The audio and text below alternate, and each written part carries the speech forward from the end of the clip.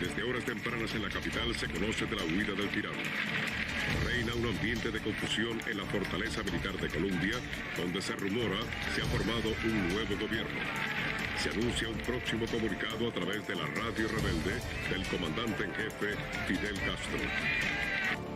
Fidel Castro llegó al poder en Cuba en 1959 como líder de la revolución que derrotó al dictador Batista. De todos, de los revolucionarios, de los patriotas, será la misma suerte. Y de todos será la victoria. Patria o muerte, venceremos. Durante unos cuantos días, el ministro de Asuntos Exteriores soviético Andrei Gromyko negó la presencia de misiles en Cuba.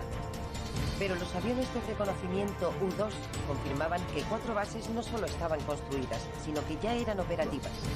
Within the past week, unmistakable evidence has established the fact that a series of offensive missile sites is now in preparation on that imprisoned island. Bueno, bienvenidos y bienvenidas, amantes de la historia sin censura. Nos encontramos en otro episodio de La Locha. Mi nombre es Jennifer Fuentes, estoy con las mismas de siempre, ya las conocen. De mi lado, Deimar Hernández, Andrea Blanco y Lynn Rosales. Nos encontramos en un espacio nuevo, espero que les guste. Sé que no es tan común en nosotros, pero bueno, siempre hay una primera vez para todo. Y creo que de primeras veces se trata este episodio, ¿verdad? Sí. Bueno, ¿qué decirles del episodio del día de hoy? Bastante particular, ¿no? A mí me parece, no sé, sacado de una película de Hollywood, tiene allí una subtrama de espionaje bastante interesante, diría yo. Sí. Capaz ya lo descubrieron por la intro del episodio, pero hoy vamos a estar hablando de esta pequeña isla llamada Cuba que casi causa una guerra nuclear y cambia el destino de toda Latinoamérica. Literalmente. Vamos a hacer una visita al siglo XX con personajes increíbles y muy llamativos. Sí, y no solo eso, porque tenemos un panorama lleno de mucho espionaje, de líderes carismáticos y de una tensión tan palpable que todo el mundo vive. Exactamente. Vamos a hablar de una historia que se va desarrollando poco a poco y va a configurar la esfera del poder mundial. Vamos a ver diferentes actores como la Unión Soviética, Estados Unidos y nuestra pequeña isla Cuba. Entonces, ¿qué les parece? ¿Clasificamos este archivo? Sí. Comenzamos.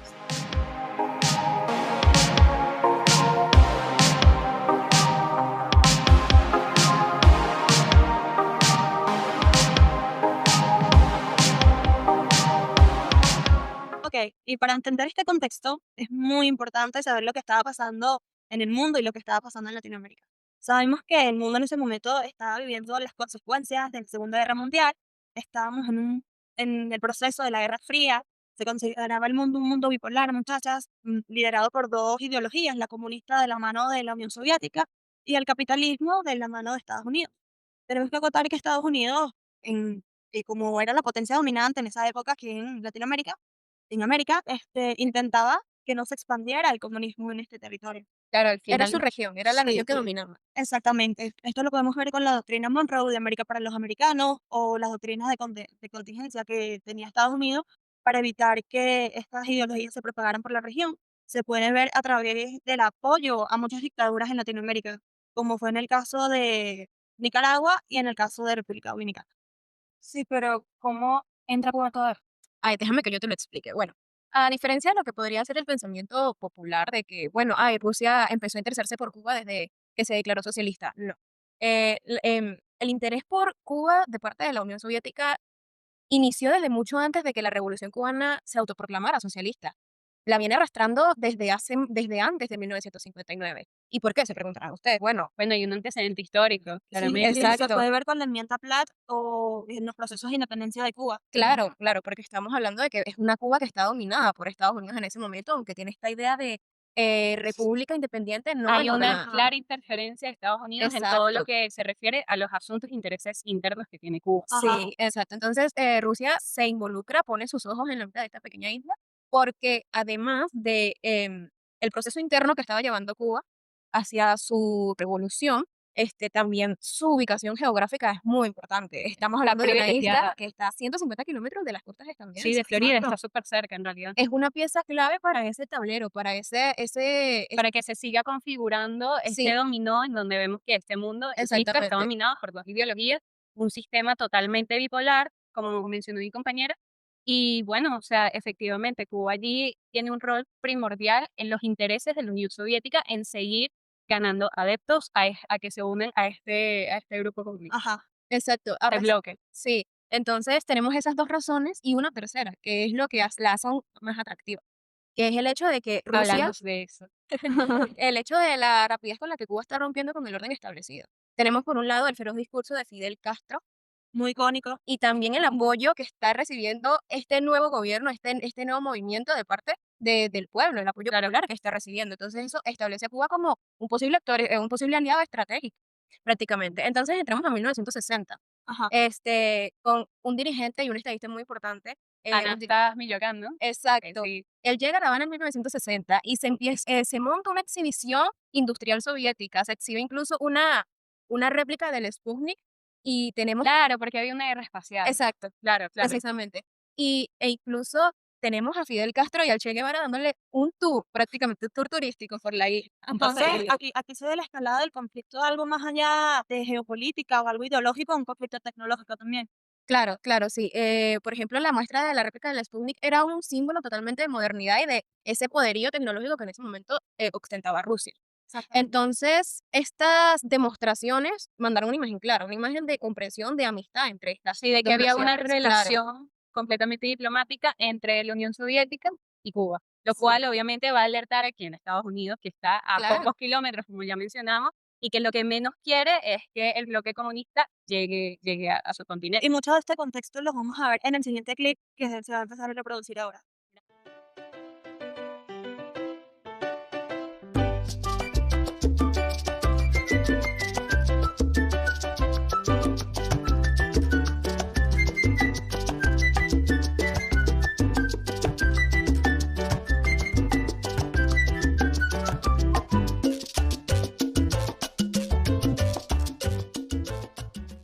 Regresamos después de este clip. No sé a ustedes qué les pareció, muchachas, pero por lo menos en mi caso me pareció súper interesante ver esas imágenes de lo que era Cuba antes de la revolución, ¿sabes? Sí. Y no sé, en vez de dar esta experiencia de isla caribeña, no sé, Se veía más como un patio de recreo gringo, si me preguntas. sí, se veía muy yankee. Sí, ya te voy a hablar de eso porque este tema es súper interesante.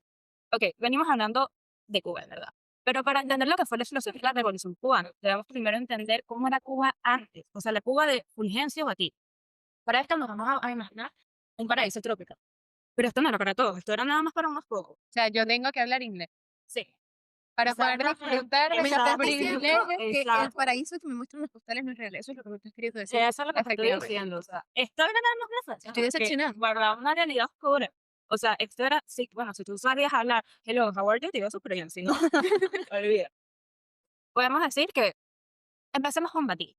Alexander Nova, él llegó al poder gracias a un golpe de Estado que ocurrió en 1952. Un movimiento que indignó todas las percepciones democráticas. De la Constitución, ni hablemos, porque lo ignoró por No completo. existía. No, pasó por debajo de la mesa, eso adiós. Y todo su gobierno se basó en la corrupción, prácticamente, si pueden ser honestos aquí. Me estás Pero, hablando o sea, ya, un momento, ¿me estás hablando de Cuba antes de 1950 o de otro país más recientemente, el caso de otra nación? Bueno, si tú sientes un déjà vu, queremos aclarar que cualquier parecido con la realidad no es coincidencia, gracias.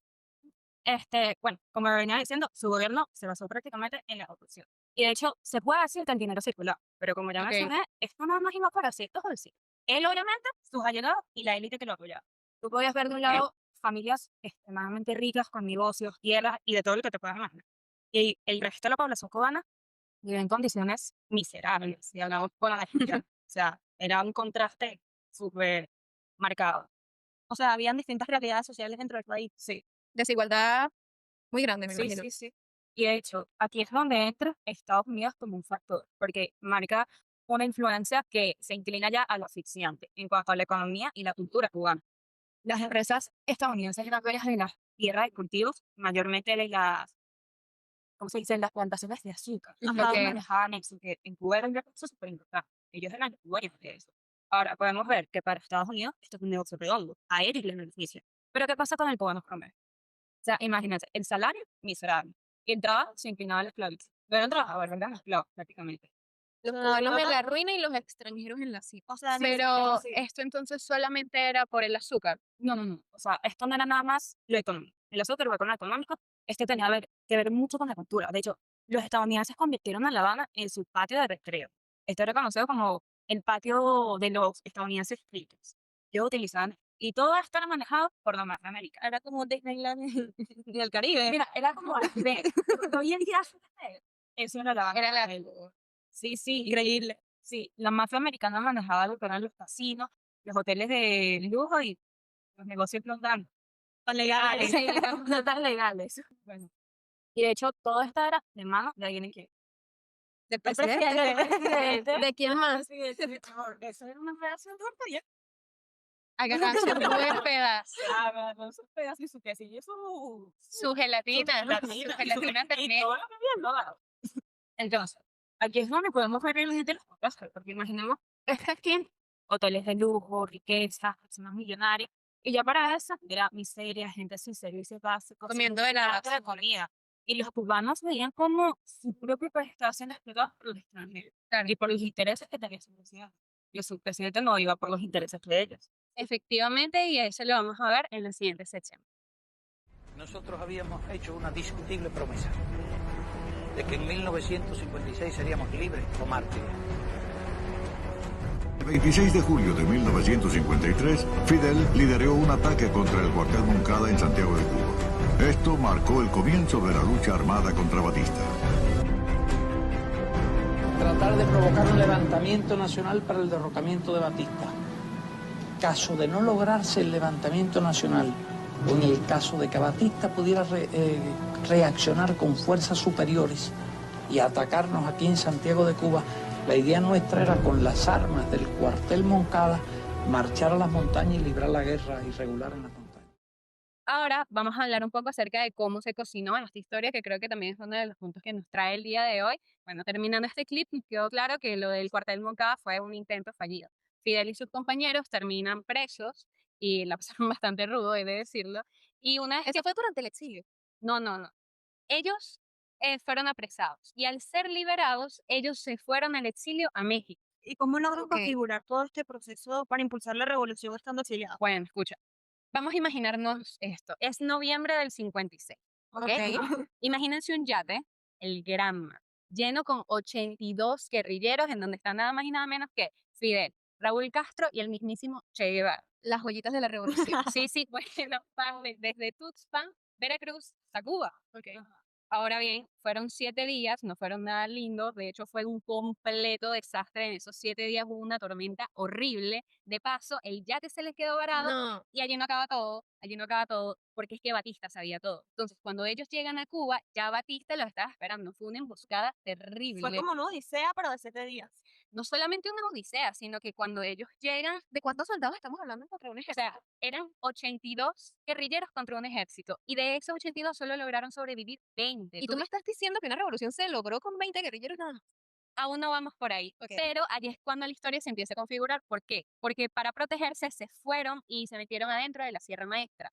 ¿Y por qué digo que aquí la historia se empieza a configurar? Porque, bueno, estos 20 guerrilleros no se rindieron. Tenían como líderes, insisto, a Fidel y al mismísimo Che. Y empezaron a crear planes, a decir, sí, a incentivar pequeñas guerrillas cerca de los sectores que ellos sentían que podían manejar, por decirlo de alguna forma. ¿Qué ocurre? La población más necesitada o la más invisibilizada por el régimen Batista eran los campesinos. Los campesinos empezaron a ayudar a este movimiento guerrillero, o sea, les daban cobijo, hidratación, comida, y no solamente acaba allí, sino que se les unieron a la lucha. O sea que en este punto el pueblo era vital. Sí, o sea, no solamente vital, sino que partimos de 20 guerrilleros y poco a poco empieza a agarrar adeptos. Es impresionante. Ok, y ahora quiero saber más o menos cómo es el proceso en el que los guerrilleros, que suponemos que estaban en montañas, Ok. llega toda esta información y todo este proceso hasta las ciudades de Cuba. Mira, la radio fue clave. Fue la estrategia que utilizaron para poder comunicar lo que estaba sucediendo en Sierra Maestra con las ciudades, digamos, más controladas por Batista. No fue solamente la red utilizada para decir, bueno, tuvimos esta guerra, ganamos, conseguimos más personas, conseguimos más armamento. No, sino que también la radio era utilizada como una forma de llevar el discurso y llevar este sentimiento de, expandirlo. sí, de que Cuba somos nosotros y esta isla tiene que ser nuestra, y contagiar al Día resto. nacional. Sí, Totalmente el nacionalismo. Sí, Le pusieron un caño al nacionalismo y salió disparado. Entonces, claro, existía esta propagación de ideas y tenemos a Batista. ¿qué hacía Batista? Batista se dio cuenta en un momento que ya le estaba alcanzando esta revolución. O sea, la cosa se le estaba yendo de las manos y recordemos que en un principio tenemos a Estados Unidos que lo apoyaba, pero Estados Unidos empieza a ver como que ya no hay queso en esa tostada. Como que el barco se está hundiendo, como que no estamos funcionando. ¿Y qué hace? Le retira completamente el apoyo O militar. sea, cambia su estrategia Sí, totalmente. sí, totalmente. Entonces, ¿cuál fue la estrategia de Batista? No estamos aquí para decidir si fue la más inteligente o no, pero en represalia lanzó una ofensiva brutal en Sierra Maestra y, spoilers, ¿ustedes creen que gana? No, no, tiene unas bajas que, mira, el nivel de molestia que ese señor debió llegar a su cama esa noche no eran normales. Y tiene que retirarse. Entonces, esto también le da alas a la revolución de que sí podemos sacar a este señor. O sea, esto marca como un punto trascendental en la lucha de la revolución, como una victoria. Se podría ver de esa forma. En estos momentos tenemos lo que es el movimiento 26 de julio, que son estos guerrilleros que estamos hablando desde hace rato. Ajá. Así es como se llamó a este grupo. Y claro, cada Porque vez es una guerra de guerrillas, ¿no? Sí, sí, y se está configurando de esta forma, no porque hay una idea de revolución, sino que esta idea de que no queremos seguir viviendo así, hay un gran descontento. Entonces, como un buen dictador, cuando se sintió acorralado, ¿qué hacen los dictadores? Huyen. Haciendo Huyen. referencia a otro evento Sí, sí. histórico venezolano, Sí, que sí. no sabemos cuándo, no puede En especificar. cierta vaca sagrada. Bueno, Sí. este salió en la madrugada del 1 de enero del 59, y bueno, al día siguiente lo que fue el Che Guevara y Camilo Cienfuegos entran triunfantes en La Habana. O sea, esto es maravilloso ver cómo se libra todo este proceso en la revolución. Sí, en este sentido, Fidel llega entonces a la capital, a La Habana, pero era considerado como el gran héroe cubano. Entonces, aquí la pregunta viene siendo, ¿vamos a nombrar esto como una revolución del pueblo o una toma de poder de la élite? No, bueno, la pregunta del millón, es creo yo. es muy importante esta pregunta porque la revolución cambió. O sea, los motivos iniciales de la revolución fueron evolucionando hasta lo que es hoy en día Cuba. Sí, y si bien los líderes eran carismáticos, venían de cierta élite intelectual, por ejemplo, Fidel Abogado. era abogado, exacto, y el Che era médico, era argentino, pero era Médico. médico, era médico. Se había visto su viaje por Latinoamérica, había Sí, visto claro, bastante el apoyo proceso. popular fue completamente innegable, la gente se unió a la lucha, vio en ellos, en este grupo de personas, una esperanza de un cambio real ante esta situación de opresión y pobreza generalizada. Entonces, este descontento masivo y la adhesión de los campesinos, rescatando un poco de lo que hablé anteriormente, no solamente de campesinos, también hubieron muchos obreros, estudiantes, importantísimos los estudiantes en toda esta lucha. Sin ellos, la guerrilla no hubiera durado ni un mes, ellos tan solamente eran 20. Pero el pueblo confió en estos 20 guerrilleros y poco a poco se hicieron cada vez más, más y más. Entonces, vas a decir que fue la combinación de una élite, ¿ok? Pero que también esta élite supo cómo manejar y jugar con el descontento de todo un pueblo. Ok, pero estamos hablando de que Fidel se consolidó como el líder de la revolución. Pero vacante pues el puesto de presidente, ¿quién asume la presidencia en Cuba? No, bueno, esto se explica así. Quedándonos en el punto de la historia en donde lo deja. Llegan las tropas guerrilleras a La Habana. Ajá. Y ahí queda el mensaje claro. La revolución ha quedado en las calles, totalmente. Pero ahora lo que iba a seguir va a ser algo totalmente distinto, y es el gobierno. Y es que desde los primeros meses de posteriores a la revolución se deja claro que el liderazgo no va a ser algo colectivo.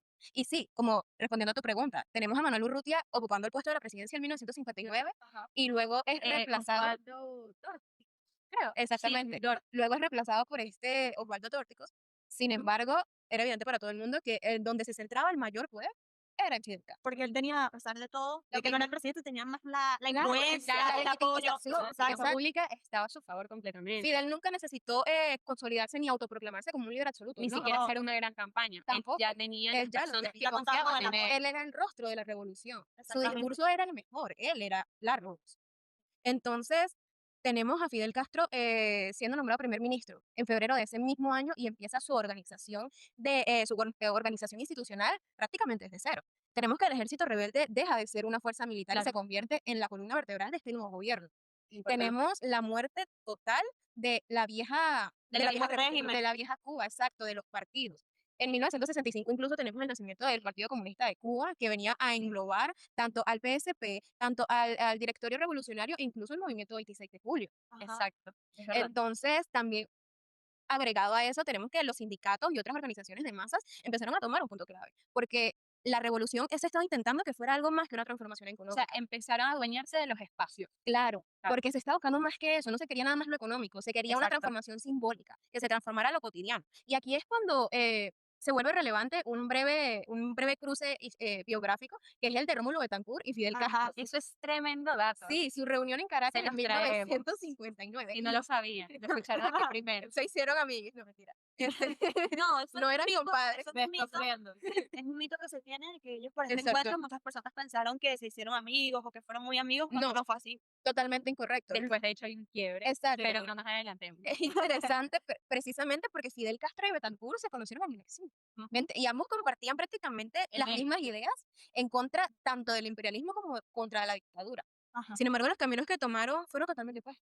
Mientras que Betancourt se decidió por la democracia representativa, los partidos, el debate plural, tenemos a Fidel Castro poniendo todas sus monedas en la bolsa de la revolución, Sí, de la sí. centralización del poder, del enfrentamiento contra Estados Unidos. Y este contraste marcaría el dilema en el que se va a encontrar América Latina durante toda la Guerra Fría, prácticamente. Esa pregunta que va a dividir a esta región entre, ¿se puede cambiar América Latina de verdad desde las urnas o se necesitan las armas? Ok, y aquí viendo esto, cuando nos explica sobre la figura de Fidel y todo esto de la revolución, como su influencia y cómo se volvió un ícono, esto también se vendió también como una propaganda.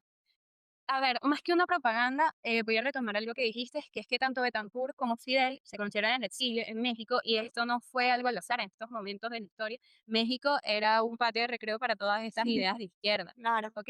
Y, ok, hay un gran componente de propaganda, pero más allá de propaganda política, la cultura, lo que es la cultura, jugó un papel, mira, fundamental. O sea, no solamente como mencionamos es la lucha armada en la montaña, sino también es la cultura que se creó en torno a la revolución, nos ayuda a nosotros a tener esta idea de cercanía, Claro. este sueño colectivo. La una idea- narrativa. Sí, controla la narrativa, te da una identidad, te hace sentir que perteneces a eso. Claro, Esta porque idea, hubo una sí, conexión con el pueblo, una conexión más allá de Precisamente. solamente ver la política o la revolución como un hecho aislado a lo que se estaba viviendo. claro, y más allá de eso, la cultura ayudó a las personas a tener esta esperanza de poder ver hacia el futuro. Identificarse con algo. Sí, Sí, una conexión, yo diría, bastante emocional, pues. Sí, claro, el movimiento revolucionario se caracterizó por apelar totalmente al sentimentalismo de su pueblo. muy característica de estos líderes carismáticos, ¿no? Sí, y Exactamente. no solamente lo vemos, insisto, desde la radio,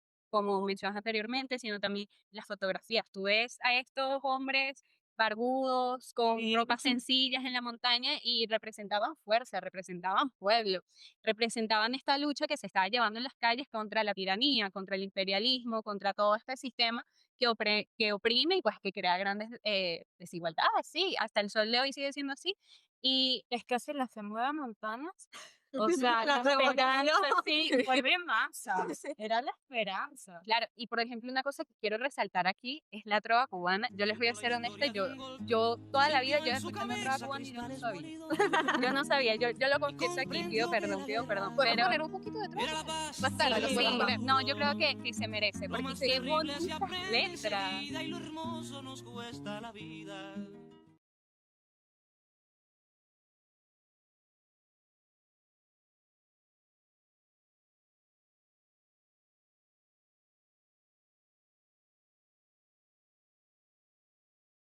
Es impresionante. Ahí arraiga el sentimentalismo, Sí, puede. sí, o sea, la trova Románticas. cubana, para aquellos que, sí, Bueno, de que llegan al corazón, llegan al corazón. O sea, Pero el corazón conmueve. revolucionario, Liz. Estas ideas conmueven.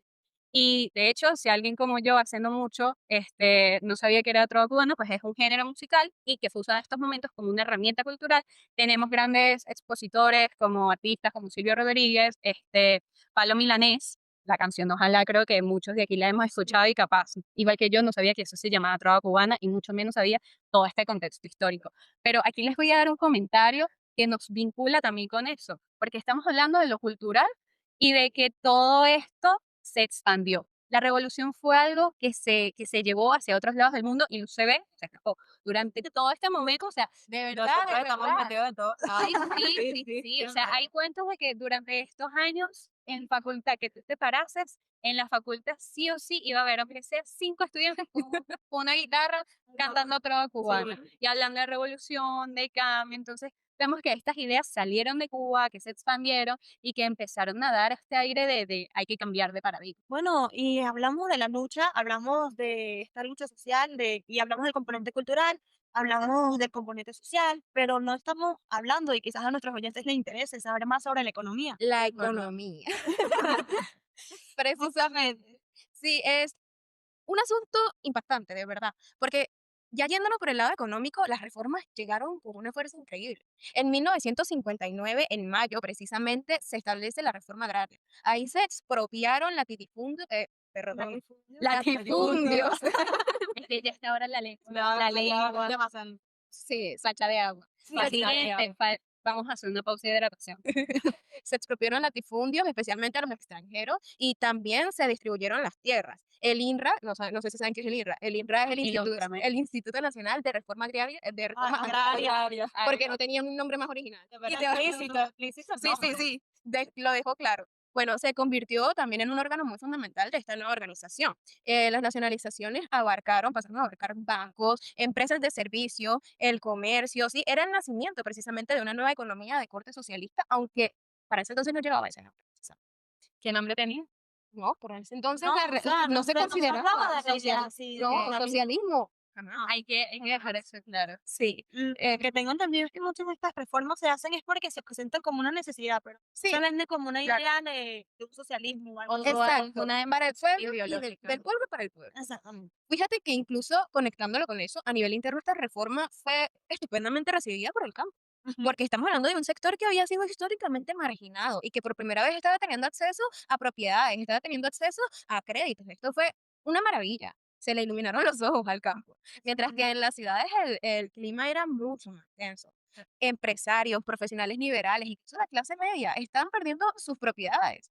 Y esto los hizo cada vez más alejarse del proceso revolucionario. Ajá. ¿Y cómo termina esto? Bueno, pues, ¿a qué impulsa esto? Y es una oleada masiva, otra vez haciendo guiño a nuestra historia, una oleada migratoria masiva. Estamos hablando de que en los primeros 2 años de la revolución se fueron más de 200.000 cubanos.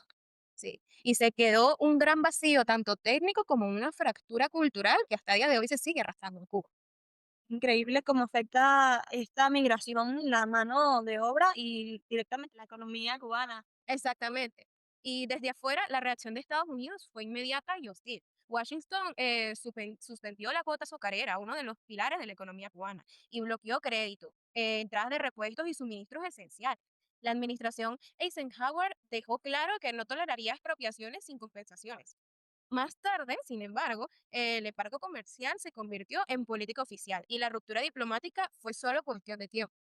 Sí, sí, tienes mucha razón en lo que estás hablando y en este tema vemos cómo es el desenlace de la revolución, porque las revoluciones no son estáticas, las revoluciones van mutando, las ideas iniciales de estos movimientos van cambiando e incluso estas revoluciones se vuelven o se convierten en todo lo que, por todo lo que lucharon, tienen una transformación. Inicialmente la revolución cubana se presentó fue como un movimiento nacionalista y llegó a radicalizarse, pero en el comienzo era la lucha por la justicia social, eran los pueblos, eran estos grupos guerrilleros pidiendo tener derechos, tener Lo básico, lo Exacto. esencial para vivir dignamente. Exactamente, porque tampoco eran que la revolución estaba exigiendo cosas que no, eran los derechos básicos, por lo menos poder tener sus tierras.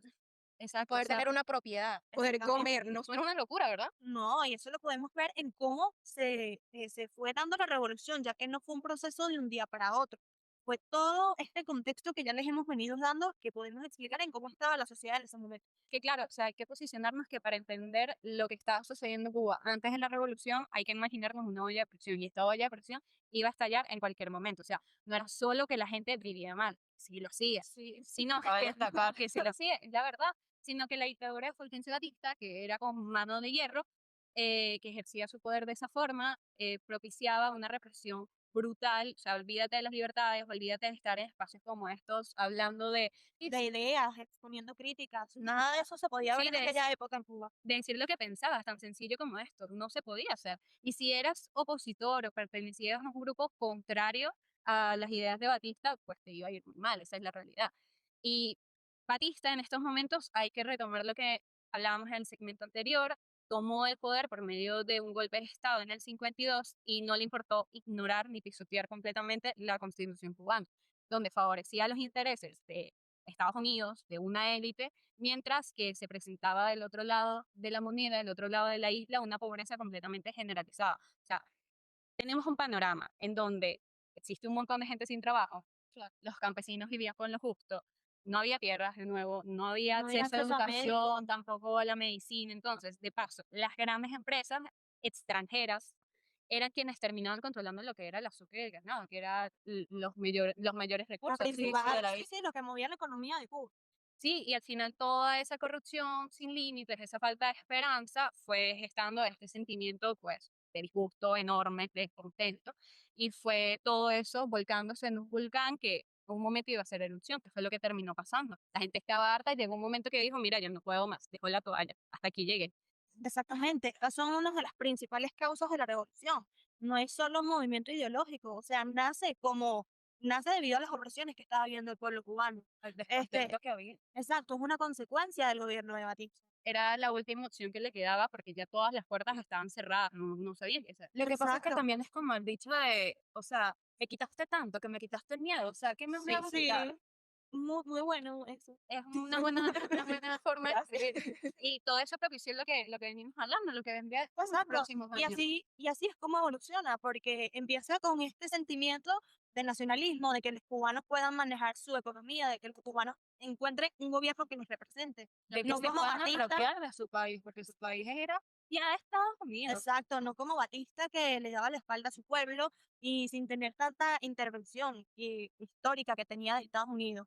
Por esto es que estos grupos revolucionarios que se vienen forjando con líderes como Fidel Castro buscan ideas, buscan aliarse con gobiernos, buscan tener ayudas y apoyo de algo que sea lo contrario a Estados Unidos, que le ponga frente a lo que ellos venían viviendo.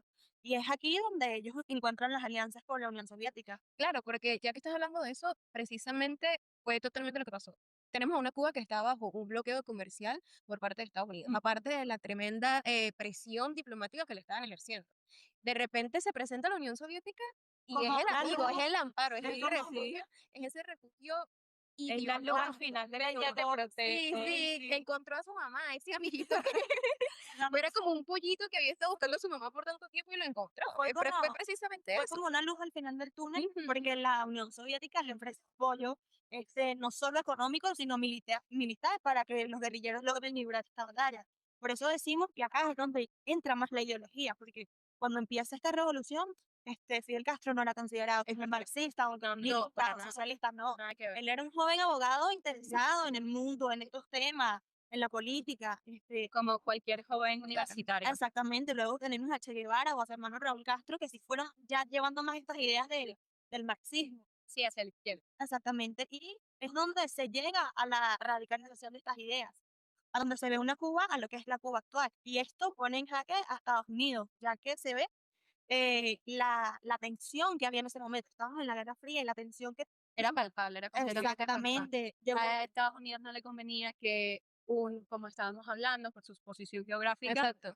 Se alarmó totalmente. Que el comunismo llegara a sus puertas fue su peor pesadilla. Sí, claro. lo peor que le pudo haber Despierten pasado. esta pesadilla en la calle 13, fue para Estados Unidos. Por esto es que nace esta polarización y se ve como las intervenciones directas que ha tenido Estados Unidos, incluso las acciones que se ven en la actualidad. La Unión Soviética ha intensificado su arsenal de armamento convencional en Cuba con la introducción de misiles balísticos tierra-tierra de alcance medio o MBAMS. En este momento, nuestra evaluación oficial es que dicho sistema de misiles está compuesto por SS-4 Sandal. No creemos que los misiles estén operativos todavía. Los expertos afirman que el SS-4 puede lanzar un arma nuclear de 3 megatoneladas. Parece que tenemos dos opciones, o la combinación de presión internacional y acción por nuestra parte hasta que cedan, o atacar. Un ataque aéreo. Bueno, muchachos, no sé a ustedes qué les pareció, pero este clip tiene una película que, a mi parecer, si te gusta el cine político, es un must, que es 13 días, con Kevin Costner.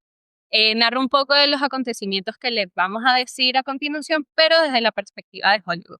No sé ustedes si recomiendan la película. Bueno, es muy interesante y creo que nos ayuda a nosotros como internacionalistas a poder ver este conflicto desde otra percepción. Claro, porque tenemos ahora un mundo que está al borde de la guerra nuclear y en estos momentos Cuba, ¿qué es? ¿Un peón o una pieza muy importante? Exactamente. creo que puedo hablar muy bien de eso, dado que es uno de mis acontecimientos favoritos. Suena feo, pero es bonito. Sí. Pero para esto hay que viajar a octubre de 1962. Y prepárense, porque en esta parte de la Guerra Fría, literalmente el mundo estuvo a punto de vivir un apocalipsis nuclear. A lo mejor lo relacionan con la actualidad, pero bueno, ya salimos de la época. ¿Y cómo llegamos a este punto?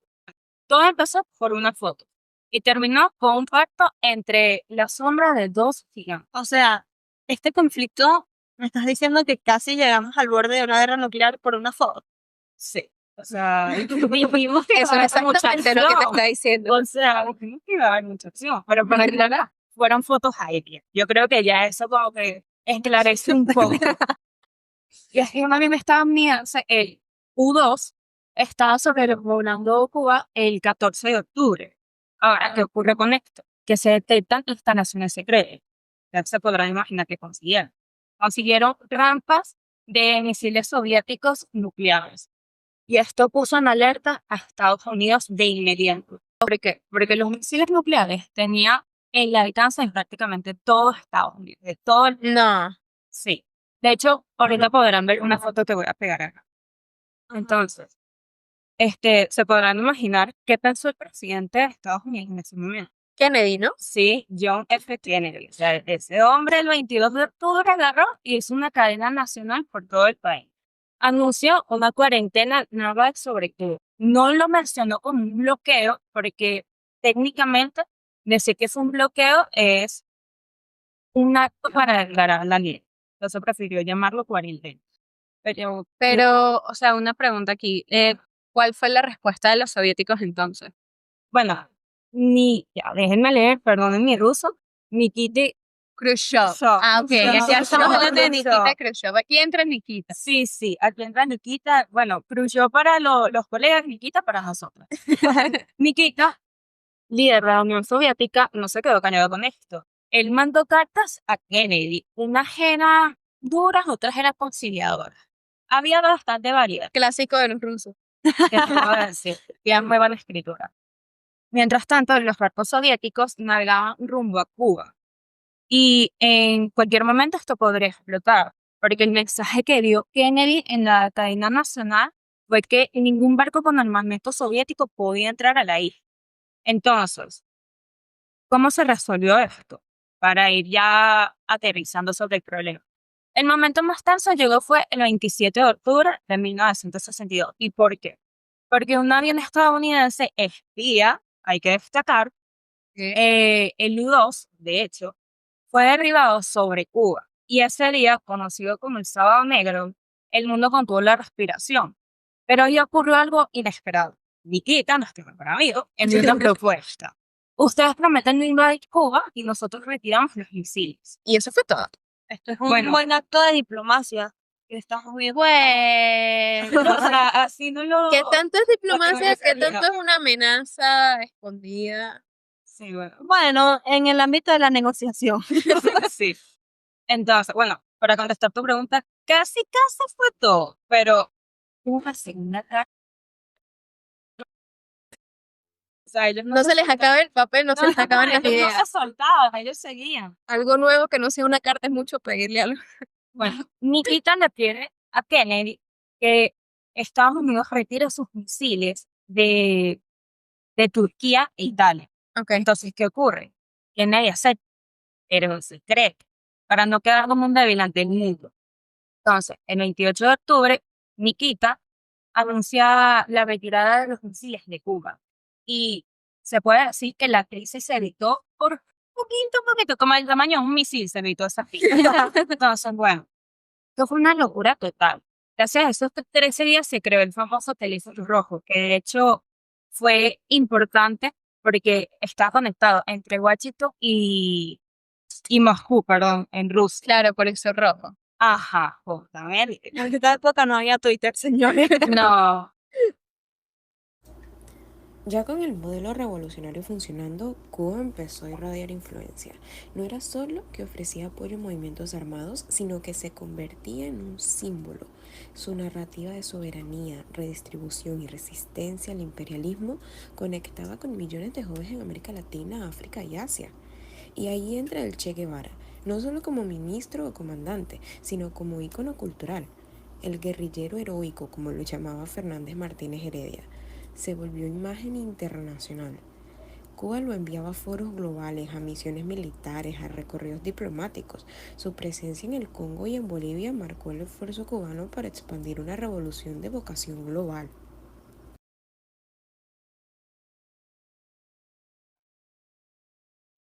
Bueno, vamos cerrando el podcast del día de hoy. Esperamos que todo este recorrido por el proceso histórico de lo que fue la Guerra Fría en el Caribe haya sido de su agrado escucharlo, así como el de nuestra parte fue de nuestro agrado comunicárselo y exponérselo, porque creo que pasamos un rato bastante ameno, ¿no? Sí. O sea, hay que dejar en claro eso. La conclusión final es el tablero, nos divertimos y a nivel de aprendimos y el tablero geopolítico se reconfiguró totalmente ya para este punto. Sí, exacto. Espero que les haya gustado este análisis, que le va a ayudar mucho a los futuros internacionalistas o a las personas interesadas en el tema, ver la reconfiguración que tuvo en el mundo, este acontecimiento y mucho lo que logró esta pequeña isla. Nos encantaría escuchar sus pensamientos, cuidar sus comentarios y bueno, pueden dejar sus mensajes y escribirnos por redes sociales. Gracias por acompañarnos en este nuevo episodio de La Noche. Esperamos verlos en el próximo episodio. Y bueno, que nos sigan acompañando desenterrando la verdad del pasado. Eso es lo más importante. Chao.